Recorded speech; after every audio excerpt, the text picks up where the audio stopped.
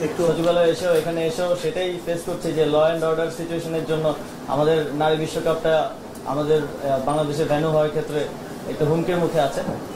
তো এই বিষয়ে আমরা আজকে কিছু আলোচনা করেছি বিসিবির সাথে এবং আজকে মন্ত্রণালয়ে এসে সবার সাথে আলোচনা করে আমার ভালো লেগেছে এবং আমার মনে হয় আমরা একসাথে ভালোভাবে কাজ করতে পারবো। তো আমরা তিনটি সিদ্ধান্ত কিংবা প্রসেস যদি বলি তিনটি বিষয়ে উপনীত হতে পেরেছি। প্রথম হচ্ছে যুব ক্রীড়া মন্ত্রণালয়ের অধীনে শেখ হাসিনা জাতীয় যুব উন্নয়ন ইনস্টিটিউট আছে, আমরা এটার নাম পরিবর্তন করতে চাই, যেহেতু বাংলাদেশে একটা ম্যাসাকারের সাথে শেখ হাসিনার নাম জড়িত আছে এবং হাজার সহস্র ছাত্র জনতা মারা গিয়েছে। আমরা মনে করি তিনি এর সাথে সরাসরি যুক্ত এবং সেই জায়গা থেকে এটা শুধু আমাদের মন্ত্রণালয়ে না, প্রত্যেকটি স্থানে এটা করা হবে। তো শেখ হাসিনা জাতীয় যুব উন্নয়ন ইনস্টিটিউটের নামটা আমরা পরিবর্তন করে বাংলাদেশ জাতীয় যুব উন্নয়ন ইনস্টিটিউট করছি এবং এই বিষয়ে প্রসেস চলমান থাকবে এবং দ্রুতই এটা কমপ্লিট হবে। আর নারী টি-20 বিশ্বকাপের বিষয়ে আমরা বিসিবির সাথে কথা বলেছি।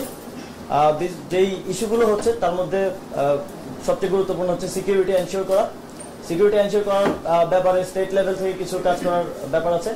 আমি আজকেই যমুনাতে গিয়ে ইউনুস স্যারের সাথে এই বিষয়ে বিস্তারিত কথা বলবো এবং তিনি একজন ক্রীড়াপ্রেমী মানুষ, তিনি অবশ্যই এটিতে আমাদেরকে সহযোগিতা করবেন এবং স্টেট লেভেল থেকে সিকিউরিটিটা আমরা এনশিওর করব। আমরা ইউএন এর সাথেও কথা বলবো যাতে তারা সাজেস্ট করে কিছু দেশের ট্রাভেল রেস্ট্রিকশনস আছে সেগুলো যাতে সমাধান করা যায়। আর অবকাঠামোগত কিছু উন্নয়নের ব্যাপার আছে, সেগুলো মাননীয় সচিব আমাকে নিশ্চিত করেছেন যে কমপ্লিট করা হয়ে যাবে এর মধ্যেই। এবং বিসিবির বিষয়ে, যেহেতু বিসিবি একটি অটোনমাস ফেডারেশন, তো সিদ্ধান্ত তো আমরা দিতে পারবো না, আমরা বিসিবি থেকে সাজেশন নিতে পারবো, তাদেরকে সাজেশন দিতে পারবো। সো বিসিবির সভাপতি অনুপস্থিত আছেন। অবশ্যই একটা ফেডারেশনকে ওয়ার্ক করতে হইলে তার সবগুলো অর্গান ঠিকভাবে ভালোভাবে কাজ করতে হয়। সভাপতির মতো গুরুত্বপূর্ণ দায়িত্বে যিনি আছেন তিনি অনুপস্থিত আছেন, কিন্তু বিসিবি যেহেতু একটা অটোনমাস ফেডারেশন আইসিসির অধীনে, তো এই বিষয়ে আমরা সিদ্ধান্ত নিতে পারবো না। আমরা সাজেস্ট করেছি যারা বিসিবির ডাইরেক্টরস আছেন তারা এই বিষয়ে লিগালি কিভাবে আইসিসির লিগ্যাল ফ্রেমওয়ার্কের মধ্য থেকে কিভাবে এই বিষয়টি সমাধান করা যায় এবং অন্তর্বর্তীকালীন সময়ের জন্য কাউকে নিয়োগ করা যায় কিনা সে বিষয়ে তারা আমাদেরকে পরবর্তীতে রিপোর্ট করবেন এবং এ বিষয়ে আমরা প্রসিজারটা চালু রাখবো। তো এই তিনটি সিদ্ধান্ত কিংবা প্রসেস যাই বলেন আজকে আমরা উপনীত হতে পেরেছি। আরো বিস্তারিত কথা বলবো, আমি আবার এসে হয়তো আরো বিস্তারিত কিছু বিষয়ে সিদ্ধান্ত আমরা নিতে পারবো। আপনাদের কোনো প্রশ্ন থাকলে বাংলাদেশ ক্রিকেট বোর্ডের কথা বললেন যে বাংলাদেশ ক্রিকেট বোর্ড আপনার বডি বা আইসিসি নিষেধাজ্ঞার একটা বিষয় আছে। বাংলাদেশ ফুটবল ফেডারেশনের সেম জিনিস আছে, বাংলাদেশ ফুটবল ফেডারেশন আপনার দলীয় কর্মী বা সভাপতি ঘোষণা করা আছে। অন্যান্য ক্রীড়া ফেডারেশনও কিন্তু আপনার দলীয় নেতা কর্মী বা আওয়ামী লীগ অনেকেই ভালো ভালো বড় বড় পোস্টে আছে। ওইসব ফেডারেশন বা ক্রীড়া সংস্থার প্রতি কিন্তু আপনার এই ধরনের কোনো নিষেধাজ্ঞার কোনো বিষয় নেই, সেগুলোর ব্যাপারে কি ধরনের পদক্ষেপ নেওয়া যেতে পারে? আসলে আজকে সময় স্বল্পতার কারণে এবং নারী টি-20 বিশ্বকাপের কারণে বিসিবির সাথে আমরা আলোচনা করার সময় বা সুযোগ পেয়েছি। বাকি ফেডারেশনগুলোর সাথে আমরা পর্যায়ক্রমে আলোচনার ভিত্তিতে এই বিষয়গুলোতে তাদেরকে সাজেশন দেওয়া থাকলে সাজেশন দেবো এবং অবশ্যই লিগ্যাল ফ্রেমওয়ার্কের ভিত্তিতে কাজগুলো করতে হবে। যেহেতু অটোনমাস প্রত্যেকটা বডি, আমাদেরকে প্রসেস ফলো করতে হবে। যে কোনো পরিবর্তনের ক্ষেত্রে পরিবর্তন আমরা অবশ্যই করার জন্য তাদেরকে সাজেস্ট করবো, কিন্তু প্রসেসটা ফলো করাটা জরুরি। যতটুকু জানি আপনি ক্রীড়াপ্রেমী একজন মানুষ, শুনেছি স্পোর্টস সম্পর্কে ভালো খবর রাখেন। জানতে চাই যে বাংলাদেশের স্পোর্টসে যেহেতু আপনি একটা দায়িত্বে আছেন, স্পোর্টসের বাজেট কিরকম, কোন কোন থাকে সেটার ব্যাপারে কি কোনো ধারণা আগে ছিল কিনা বা এখন হয়েছে? আসলে স্যার আজকে আসছেন, আমরা কার্যক্রম সম্পর্কে বলেছি, স্যারকে বাজেট সম্পর্কে আমরা বিস্তারিত ধারণা দিব।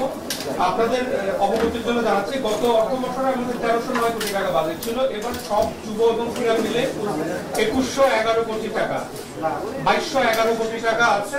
তার মধ্যে আসলে গত বছরের যে বৃদ্ধি, এই বৃদ্ধিটা আপনারা অনেক মিডিয়ায় বলেছেন যে ক্রীড়া ক্ষেত্রে বেড়েছে, এটা বাড়েনি। 700 কোটি টাকা আসলে আমাদের যুগের একটা আর্ট প্রজেক্ট আছে ওয়ার্ল্ড ব্যাংকের, সেখানে 700 কোটি টাকা আসার পরে এটি বেড়েছে। এছাড়া যে নর্মাল বৃদ্ধি সেটা 10% নিচেই আছে। আমরা মাননীয় উপদেষ্টা মহোদয়কে বাজেট নিয়ে টোটাল ব্রিফ করব এবং আমাদের বাজেট আরো এক্সপেডাইট করার জন্য পরবর্তীতে বাড়ানোর জন্য, ক্রীড়া ক্ষেত্রে ভূমিকা রাখা বা সাফল্য পাওয়ার জন্য সেটা ইনশাল্লাহ আমরা চেষ্টা করে যাব। ধন্যবাদ সবাই।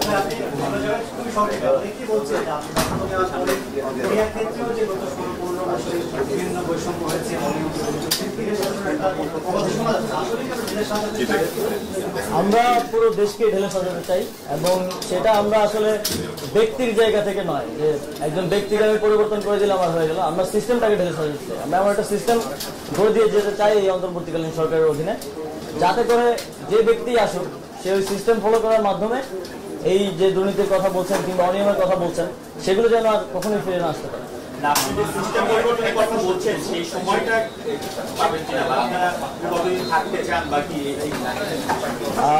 থাকতে চাওয়ার বিষয় নেই এখানে। বাংলাদেশের জনগণ একটি স্বতঃস্ফূর্ত গণ অভ্যুত্থানের ভিত্তিতে এবং একটি রিফরমেশনের দাবিতে যে গণ অভ্যুত্থান হয়েছে তার ভিত্তিতেই আমাদেরকে দায়িত্ব দিয়েছে। আমরা সেই দায়িত্ব পালন করব। আমরা যতদিন দরকার ততদিনই থাকবো এই দায়িত্ব পালন করার জন্য। আমাদের যারা আছেন আমাদের অন্তর্বর্তীকালীন সরকারে কারোরই আসলে ক্ষমতা ধরে রাখার বা ক্ষমতায় থাকার অভিলাষটা নেই। আপনারা দেখতে পারেন সেখানে শিক্ষক আছেন, মানবাধিকার কর্মী আছেন, আমরা ছাত্ররা আছি।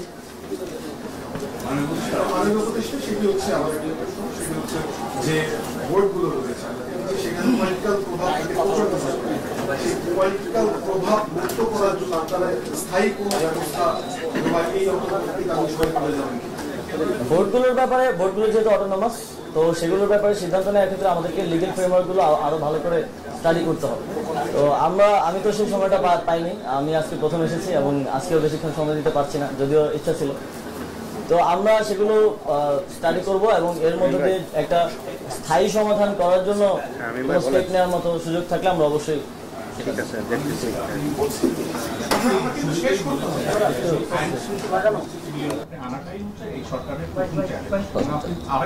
আরেকবার বলেছেন যে কোনো ব্যক্তি পরিবর্তন নয়, কিন্তু যদি তাই হয় তাহলে আমরা দেখতে পাচ্ছি যে সম্প্রতি ঢাকা শহরের বেশ কয়েকটি কলেজ এবং শিক্ষা প্রতিষ্ঠানের প্রিন্সিপালদের কাছ থেকে, হেডমাস্টারদের কাছ থেকে জোরপূর্বক রিজেন লেটার লিখে নিয়ে নতুন বিকল্প আরেকজনকে বসানো হচ্ছে। আসলে এই কর্মকাণ্ডে আপনাদের সায় আছে কিনা? যদি না থাকে, আপনি বলেছেন যে আপনি চিফ অ্যাডভাইজারের সঙ্গে কথা বলবেন, কথা বলবেন, এটি শিক্ষা মন্ত্রণালয়ের আওতাভুক্ত। সেহেতু আমি আপনার নলেজে দিলাম এই কারণে যেন আপনি যেন সেই বিষয়টি ওনার কান পর্যন্ত নেন যে এই ঘটনাগুলো ঘটছে সম্প্রতি ঢাকা সিটি কলেজে এই ঘটনাটি ঘটেছে। দেখুন, এই বিষয়গুলোতে যারা অপরাধী ছিলেন বিভিন্ন বিশ্ববিদ্যালয়ের কিংবা কলেজের দায়িত্বশীল যাদের দায় আছে অনেকগুলো ঘটনায় আন্দোলন চলমান সময়, তো সেই জন্য ক্ষোভের জায়গা থেকে অনেকে হয়তো করছেন, আবার অনেকে হয়তো কোনো স্বার্থের জায়গা থেকে হয়তো করছেন। আমরা সবার প্রতি আমাদের সাজেশন থাকবে অবশ্যই আইনগতভাবে যাতে সেটা করা হয় এবং প্রসেস ফলো করা হয়। আমাদেরকে অবশ্যই প্রসেস ফলো করতে হবে। যদি প্রসেস ফলো না করা হয় তাহলে এটা একটা কেওস সিচুয়েশনের দিকে চলে যাবে। আমি আজকের জন্য শেষ করতে চাই।